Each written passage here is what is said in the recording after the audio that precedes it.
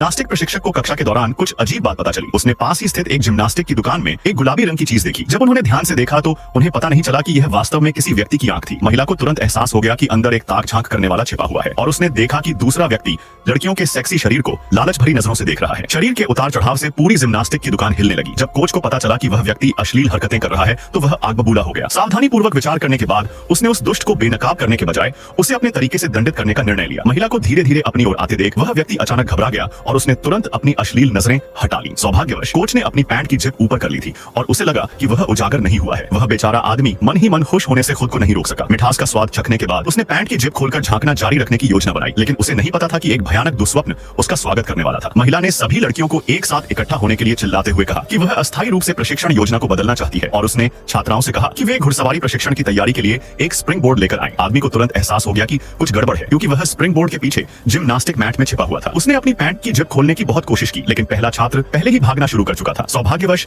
लड़की का प्रदर्शन खराब रहा, जिसके कारण वह दुष्ट व्यक्ति भागने में सफल रहा। महिला थोड़ी निराशा के साथ आगे आई। उसने लड़की को प्रयास जारी रखने के लिए प्रोत्साहित किया। फिर उसने हिंसक रूप से हिलते जिम्नास्टिक मैट को देखा और फिर एक कठोर शब्द कहा। उस बेचारे को भी एहसास हो गया कि शायद उसकी पोल खुल गई है, इसलिए उसने अपनी जिपर खोलने की पूरी कोशिश की, लेकिन अंदर से जिपर खोलना आसमान पर चढ़ने के समान कठिन था। इससे पहले कि वह कुछ प्रतिक्रिया दे पाते, महिला कोच ने स्वयं इसका प्रदर्शन किया। दौड़ने और कूदने के बाद उसके पैर सीधे उस दुष्ट आदमी की छाती पर आ गए। उस आदमी ने तुरंत एक हताश चीख निकाली। छात्रों को अपनी बात न सुनाने के लिए महिला ने तुरंत अपना मोबाइल फोन निकाला, ब्लूटूथ चालू कर दिया तथा प्रशिक्षण हॉल में लगे स्पीकरों की आवाज उच्चतम स्तर पर कर दी। छात्र भी रोमांचक संगीत से उत्साहित थे और वह बेचारा आदमी जिसने अपनी जांघों में पेशाब कर लिया था भागने के लिए बेचैनी से जिप खोल रहा था, लेकिन वह ये सावधान अपनी जिप नहीं खोल सका, भले ही उसके हाथों से खून बह रहा था। जल्द ही छात्रों ने प्रदर्शन करना शुरू कर दिया। दौड़कर और कूदकर इस छात्र ने सटीकता से उस व्यक्ति के घुटने पर पैर रखा और उसका घुटना टूट गया। जल्द ही लड़कियों ने एक के बाद एक प्रदर्शन करना शुरू कर दिया। आदमी ने अपने हाथों से विरोध करने की कोशिश की, लेकिन यह तो आदमी का पसीना बहाने का तरीका है। लड़कियों के लगातार हमलों से उस दरिंदे के मुंह के कोनों से खून बहने लगता है। हालांकि यह सिर्फ एक वार्म अप है, अगला भाग मुख्य आकर्षण है। कोच के लगातार आग्रह पर लड़कियों की गति भी तेज हो जाती है और वे हर बार सटीक लैंडिंग कर पाती हैं, लेकिन वह आदमी चाहे जितना भी चिल्लाए, बाहर खड़ी लड़कियां